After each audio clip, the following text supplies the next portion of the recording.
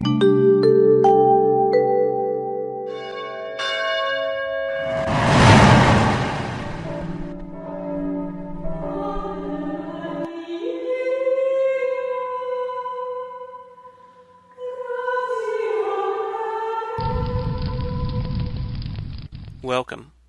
I'm Sebastian Mahfood, and you're listening to WCAT Radio, the on-air wing of En route Books and Media, bringing you the dulcet sounds of Catholic wisdom.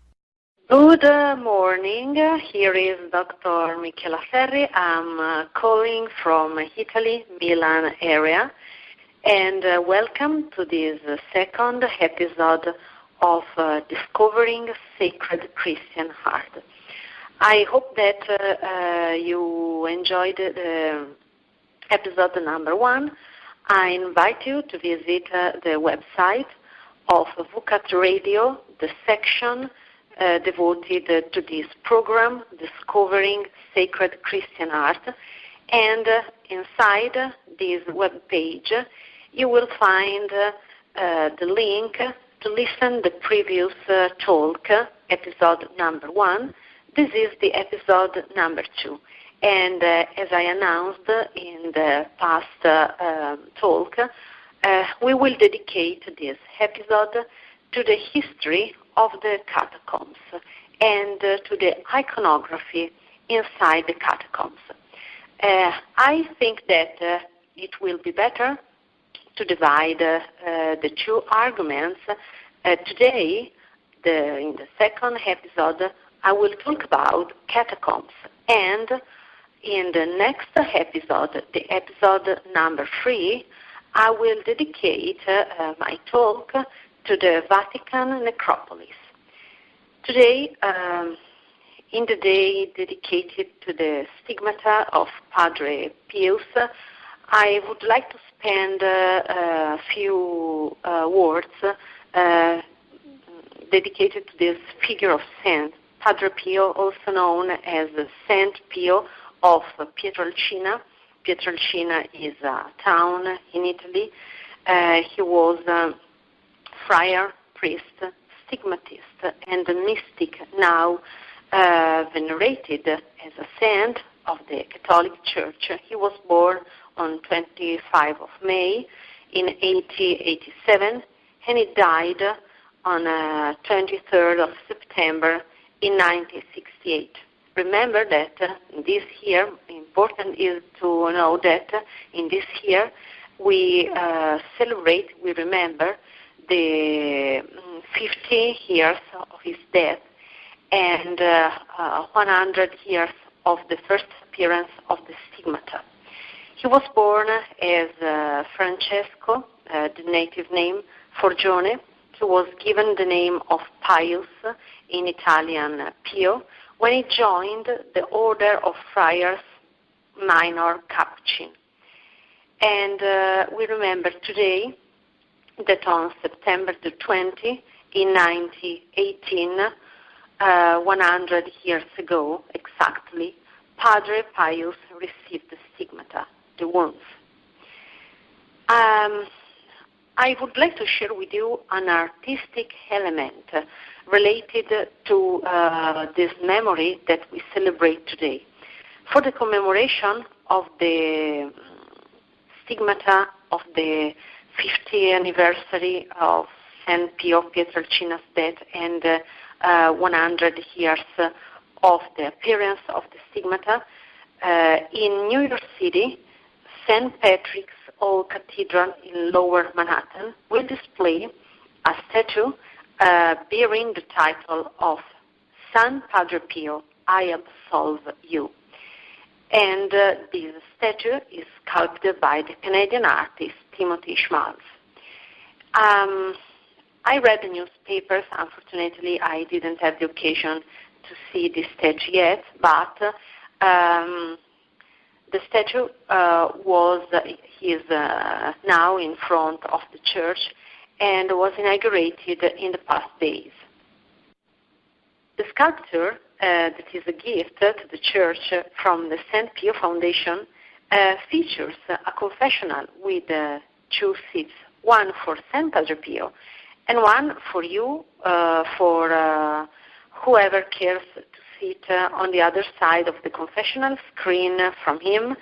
So if you want to visit in Manhattan this statue, you can stand in front of an artwork that is interactive. It's not an artwork just made to be observed. Interactive because this is a kind of artwork that asks for the participation of the person, the spectator. A glance at the screen in this artwork reveals the face of Jesus, a visual reminder that the priest acts in persona Christi, as we say in Latin, in the person of Christ, when he hears confessions. So I can confess you that I would like to visit these interactive Padre Pius. In fact, if you give a glance to my Facebook profile, I am Michela Beatrice Ferri, my first name, second name, and surname. Today I shared the link to the news related to this sculpture. Well, today, for what concerns our path at the discovery of the sacred Christian art, I will analyze the catacombs, especially catacombs in Rome. The catacombs of Rome are ancient Jewish, first of all, and then Christian underground cemetery areas. They were usually dug into the tufa outside the ancient city walls, since inside the latter it was not possible to bury the dead. In Latin we say hominem mortum in urbe neve seppellito neve urito. Do not bury any kind of human relief of yourself in the city, no bodies in the city, as the law of the 12 tables, that is our most important and ancient document of jurisdiction in ancient Roman world says. In the subsoil of Rome, there are more than 40 catacombs that run for about 150 kilometers and on more levels. As I recalled at the end of the past episode, the episode number 1, the earliest identifiable Christian art mainly, and I say mainly, consists of a few 2nd century wall and ceiling paintings in the Roman catacombs, so related to the 2nd century, which continued to be decorated in a sketchy style through the 4th century. And then, at this point, we need to remember the importance of the date of the 313, the year of the Edict of Milan, as I recalled in the episode number 1. In the history of Christianity, this date opens the 4th century, but opens to the history of Christianity as a free religion. Going back to the catacombs, these first artworks we can see inside the first catacombs provide an important record of some aspects of the development of Christian subject matter. The earliest Christian iconography tended to be symbolic. Is symbolic. He is strongly related to the symbols. A simple rendering of a fish, for example, was sufficient to allude to Christ for the first Christians. Bread and wine invoked the Eucharist. And during the 3rd and the 4th centuries, in the catacomb paintings and in other manifestations, Christians began to adopt familiar pagan prototypes to new meanings, and this is very important. The early figural representations of Christ, for instance, most often show him as the Good Shepherd, by directly borrowing from a classical prototype. Jesus Christ was also sometimes depicted in the guise of familiar gods or heroes. Pagan, belonging to the pagan world, such as Apollo or Orpheus. Only later, and I can say around the 4th century, but also at the end of the 3rd century, when the religion itself has achieved some measure of earthly power, we can say that Jesus Christ was represented with more exalted attributes. Narratives tended at first to be typological, often suggesting parallels between the Old Testament and the New Testament. The earliest scenes from the life of Christ to be depicted were the miracles, and this is important. If you visit, I hope you will have occasion to visit the catacombs in Rome, you will notice that earliest scenes from the life of Jesus Christ to be depicted were the miracles. The Passion, particularly the crucifixion itself, was instead generally avoided until the religion was well established. This is a short introduction to restitute to you, my dear listeners, the idea of what catacombs were. And now let me explain you on what concerns the definition of the term catacomb. The catacombs are, because we can visit them, were underground cemetery areas used in antiquity, and the etymology of the Latin word catacumba, because in Italian we say catacomba, is still uncertain today. This etymology, we can think it's a derivation from the ancient Greek expression katakumbes or katakumbas, that can be translated as near the cavity, under the caves. As I recalled before, they are usually dug into the tufa, a typical rock easy to work, and can have even more levels with depths that reach up to the 30 meters. The most famous are the Christian catacombs in Rome, even if we have in Italy, in Europe, I think in all around the world, examples related to the other religions. There are also Phoenician catacombs, pagan catacombs, and the Etruscans and the Jewish, they used to bury their dead in underground chambers. They were catacombs. The Christians, the first Christians, recreated these practice by abandoning the use of the pagan cremation. At the beginning, in the Christian catacombs, the pagan funeral customs were mainly maintained, as evidenced by the pre-Christian cemetery of the ancient town close to Rome of Anzio. The sepulchre is almost always outside the city, since this law of the 12 boards, or we can say laws of the 12 boards or laws of the 12 tables, as you know, as you want, prescribed that nobody should be buried or be cremated in the city. But the cemeteries, whose term derives from the ancient Greek koimeterion, cemeteries, koimeterion, hence from the verb koimao, that means sleep, to have rest, or from the Latin word accubitorium, from the Latin verb accumbe, that is to lie. For Christians, the cemeteries are totally different from catacombs, are places of manifestation of resurrection.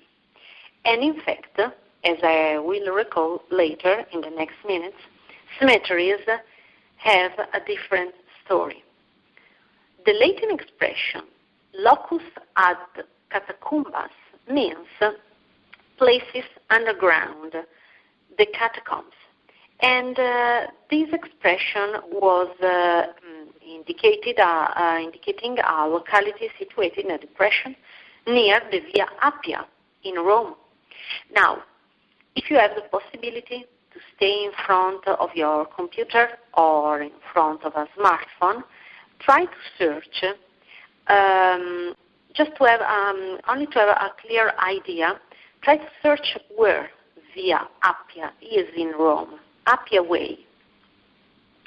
However, the scholars do not agree with the place that this Latin term indicated, depression close to the Via Appia, a depression near to the Appian Way. Some scholars believe that the Latin expression locus ad catacumbas, that is catacombs for us, used to indicate a depression placed in front of the Circus of Maxentius, between the two hills where today are the catacombs of San Callisto, famous catacomb, and the mausoleum of Cecilia Metella. And then went on to indicate the cemetery itself. Other scholars believe that the depression was the one where today are the catacombs of Saint Sebastian, the other famous catacomb in the history of the catacombs in Rome. Now, before I will start the other section of my discourse, please try to search if you are in front of your computer or if you are in front of a smartphone, catacombs of San Callisto and mausoleum of Cecilia Metella. Well, catacombs are always placed outside the city, and you can notice it if you visit Rome, as they were the urban burial area and in outside the city. Why? Because inside the walls, the urban burial was forbidden by the Roman law, as we recalled before, not only for religious reasons, but also because of hygiene reasons. The lands on which they were built, the lands on which catacombs were built, belonged to private individuals or to funerary colleges. They generally consist of long, narrow, and low tunnels called, let me indicate the Latin word, ambulacri, from 7 to 30 meters below the surface. They still are, for who is able to visit, about 2 or 3, I can say 2, more than 3, 2 meters high and wide, and intercommunicating at the various levels through steep steps. In the walls of the ambulacri, the tops are dug, called loculi, from the Latin word loculus, that had a height of 40 centimeters, 60 centimeters, and they have a length varying from the 120 centimeters until 150 centimeters. They were real stone chambers that housed bodies wrapped in linen sheets or places in stone sarcophagi.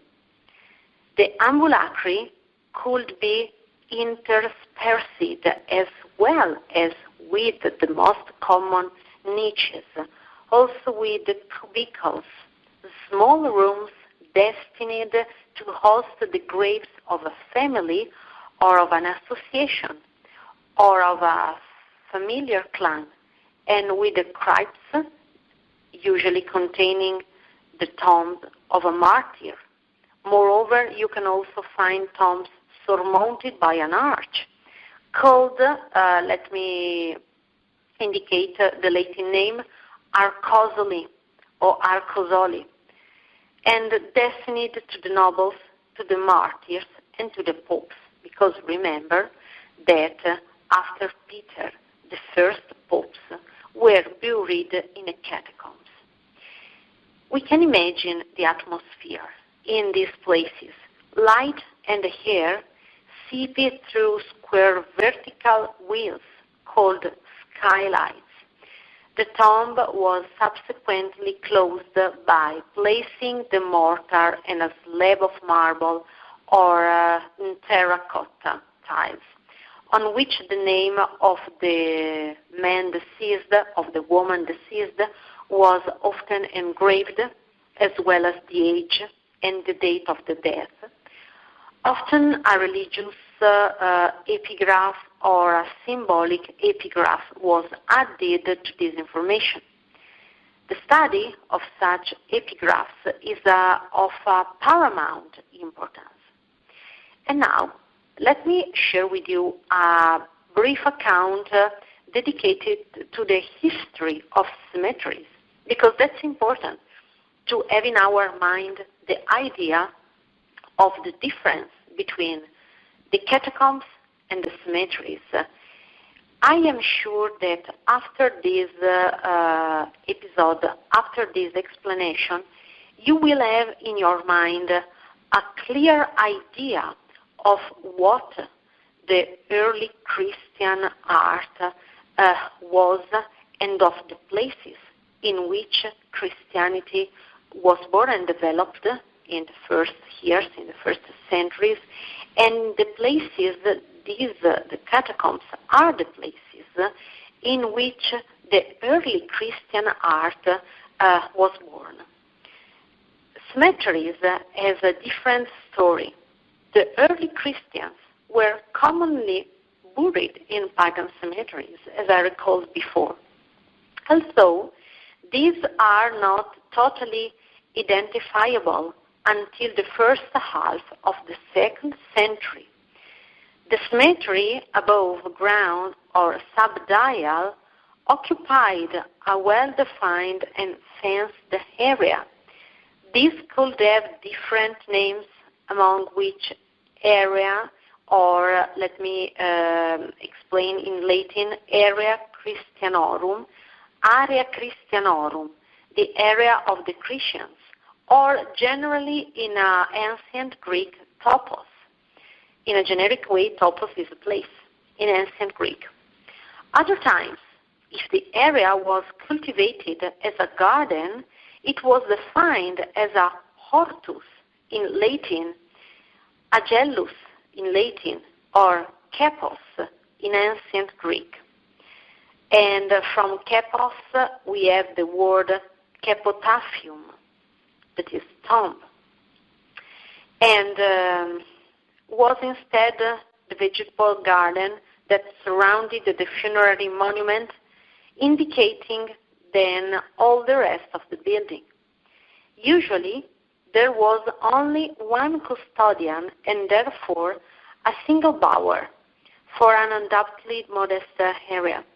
As a rule, the bodies were oriented particularly to the east, like the first churches, and like the churches must be. The sarcophagus was a more luxurious and conservative tomb, and could be made of stone, of marble, of terracotta, and rarely in lead, less common. Widespread, instead of tunic origins, there was a sepulchre made with amphorae. To use the space in the best way, there were also built well tombs called the form. The simplest tombs could therefore be the sarcophagus, as we know, which was the most evolved form, or a monolith shaped like a sarcophagus with a protective artifact, we can say in a canteen with a semicircular flat plate. And what about the relationship of the first martyrs and of the first popes with the catacombs? And we can say with these places where the early Christian art was born.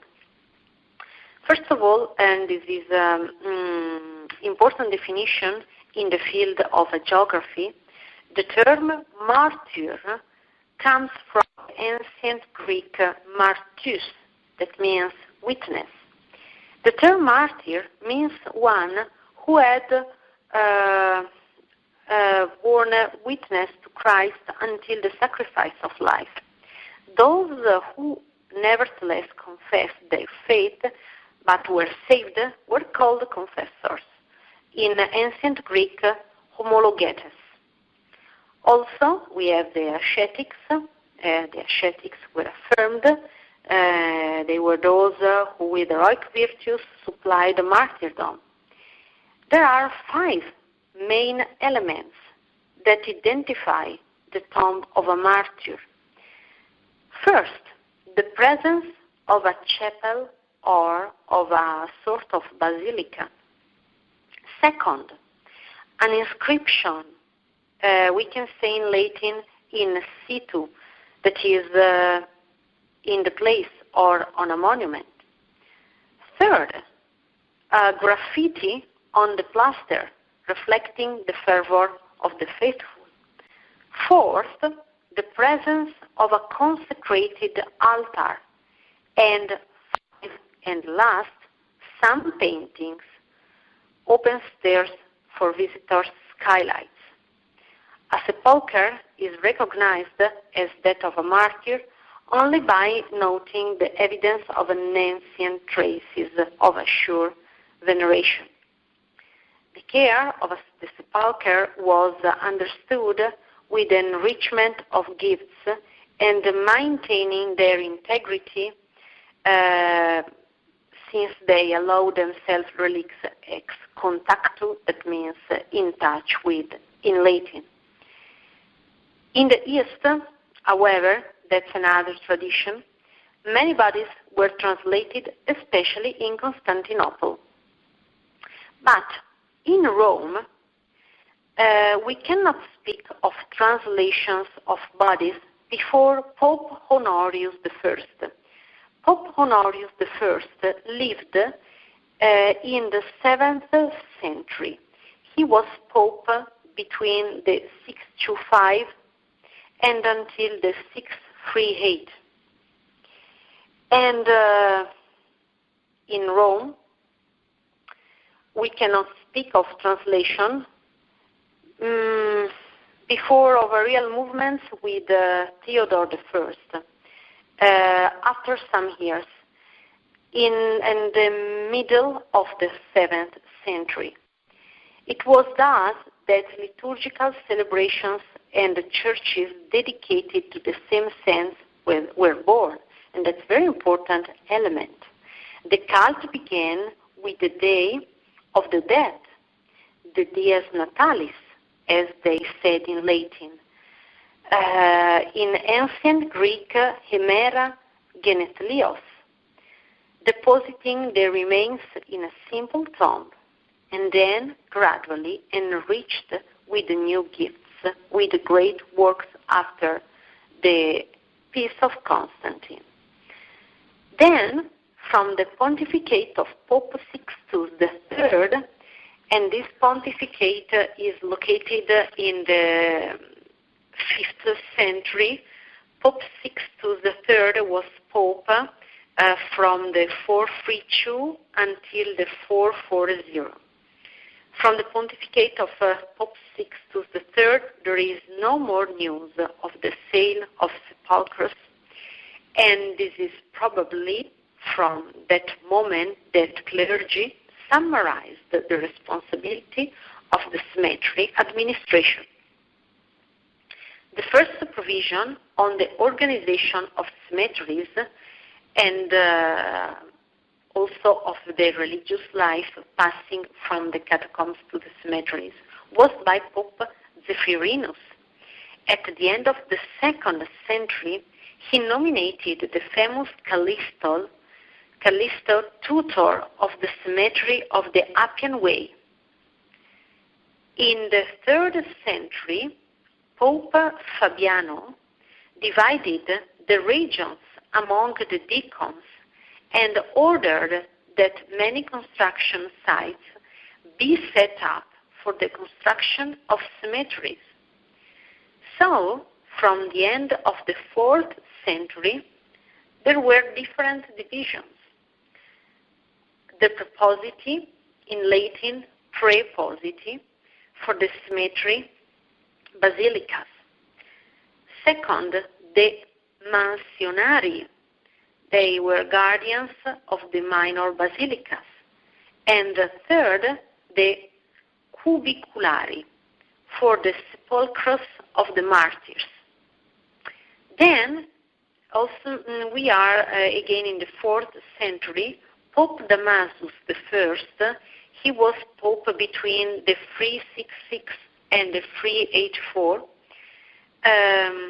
A golden age began for the Christian cemeteries of Rome, with works and embellishment in the crypts of the martyrs. From the very end of the 4th century, and we have the Edict of Thessalonica, remember, of the year 380, with the definitive affirmation of Christianity with the Emperor Theodosius I, the underground burial began to be left out. The subdial burial, less expensive, was preferred at that time. In addition, the barbarian invasions, and remember that we have the barbarian invasions starting from the 410 when Alaric entered in Rome. Here, harbingers of death and destruction led to several translations of the bodies of the martyrs. There was a great damage.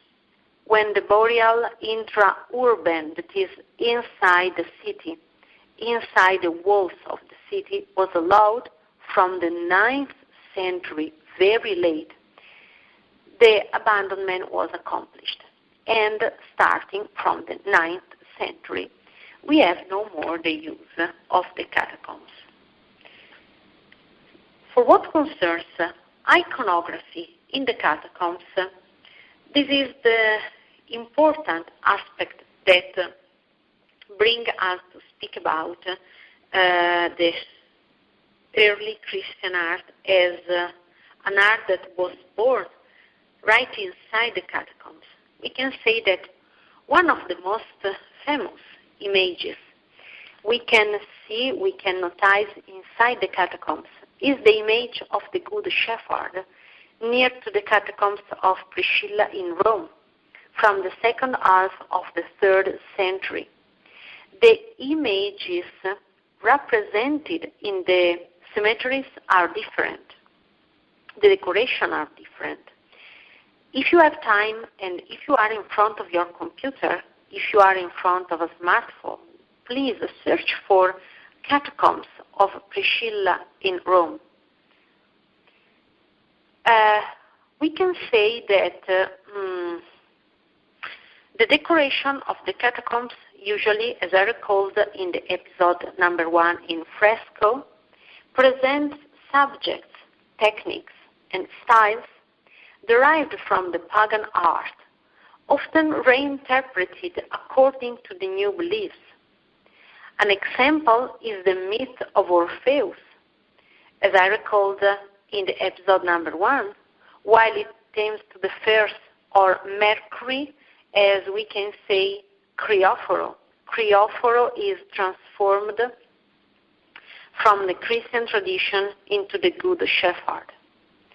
Whereas at the beginning decorative or symbolic use was made of subjects such as fish, birds, olive branches, human figures such as the orante, the prayers.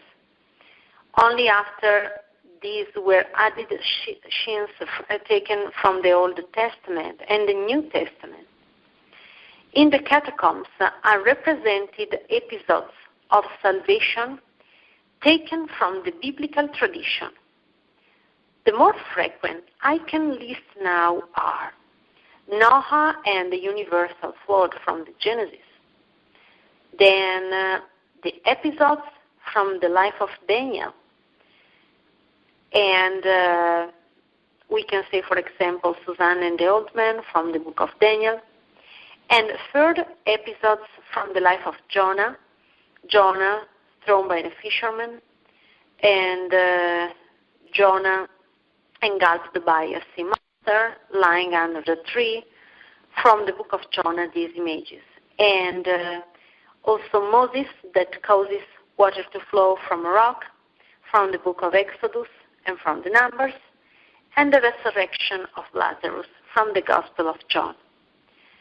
But also typical elements such as the Good Shepherd, the peacock, the phoenix, also the philosopher, such as in Latin we can say vir sanctus, a saint man who knows the means and tools to assess the afterlife. And these images sometimes were accompanied by the image of a virga in the function of a miracle worker. We can say the thaumaturg. Well, what about a list of catacombs? First of all, let me recall that Italy and therefore Europe have the presence of catacombs. The catacombs, however, are concentrated especially in the Lazio region and in Rome. The city of Rome is the place where the Christian catacombs have been most concentrated, although there are two examples of Jewish catacombs. Although located outside the city walls, today most of them are integrated into the urban core for the changes of the last centuries. The most important and famous are the catacombs of San Callisto, built by Pope Callisto and then restored by Pope Damasus, where several tombs of popes and of martyrs are kept, including the tomb of Saint Cecilia. Also, we need to remember the catacombs of Saint Marcellinus and Peter, and those already mentioned as Saint Sebastian catacombs, very important, among the oldest. And we can say that also very interesting are the catacombs of Priscilla, as I recalled, located largely under the Villa Ada area. They present some of the oldest Christian frescoes, including, pay attention, the first representation of the three kings Magi and of the Last Supper. So if you go to Rome, please try to visit these marvelous catacombs of Priscilla. Numerous ancient Christian cemeteries still exist also in Lazio. Lazio is the region in which Rome is located. In several cases, they hosted tombs of martyrs, witnessing a spread of Christianity in these areas, already in the era preceding, of course, the date of the 313, the Edict of Constantine, the Edict of Milan. We can say that they are often of smaller overall size, but due to the good of quality of the tuff, where they are excavated, they can present very large tunnels, but often irregular, as excavated for short successive sections, depending on the needs. We can say also that among the 50 known catacombs in the Lazio region, but you know that Rome, as I recall, is the center for the catacombs. Not all of them are accessible today.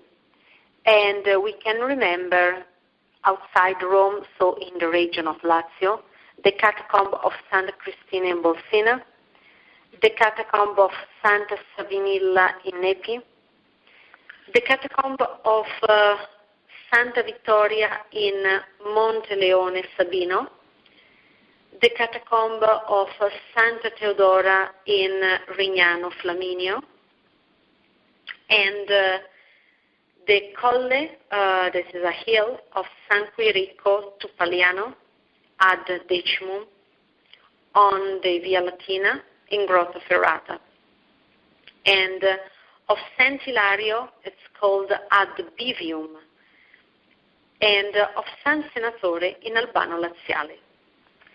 We can say that, and let me conclude by saying that the Roman catacombs, 40 in the suburbs, were built along the consular roads, like, first, the Appian Way, and I asked at the beginning of this program to search for the Appian Way, famous Appian Way. Second, the Ostiense Way. I say way because in Italian it's the word via, way. Third, the Labicana Way. Fourth, the Tiburtina Way. And fifth, the Nomentana Way. The care of the Christian catacombs is today entrusted to the Pontifical Commission for Sacred Archaeology, which directs excavations and restorations. In Rome, remember, we have also Jewish catacombs, such as the catacombs of Vigna Randanini and the catacombs of Villa Torlonia. I have a complete list of the catacombs. Let me also indicate for you the catacomb of St. Pancras, the catacombs of Commodilla, the catacomb of Balbina, the catacombs of San Callisto, and the catacombs of San Sebastian, the catacomb of San Marcellinus and Peter, the catacomb of San Lorenzo, that's St. Lawrence, the catacombs of St. Agnes, the catacomb of St. Alexander, the catacomb of St. Felicita, and, as I recalled, the catacombs of Priscilla. Then we have also the catacombs of St. Pamphilo, the catacombs of St. Hermete, and the catacomb of St. Valentin Martyr. Well, I hope that this second episode of Discovering Sacred Christian Art helped you to have a clear image in which our Christianity was born, and saw the places in which Christian art was born. In the next talk that I will deliver, in the next Thursday, 27th of September, I will analyze the case of the necropolis of St. Peter Basilica in Vatican. So I will dedicate the episode to the Vatican necropolis and the tomb of St. Peter. I hope that you can have a good day, and I strongly hope that you will listen also the episode number 3. Thank you for your attention. Thank you for your deep interest in these topics. I apologize for my English, that's not native. I was born here in Italy, but I've been studying English starting from the 80s, the 90s, when I was student at school. And please don't hesitate to contact me if you have doubts or the request to deepen some themes. My email address is mferri@holyapostles.edu. Thank you, and have a nice day. We hope you enjoyed the program and will join us back for another show on WCAT Radio. This is Sebastian Mahfood. Good day.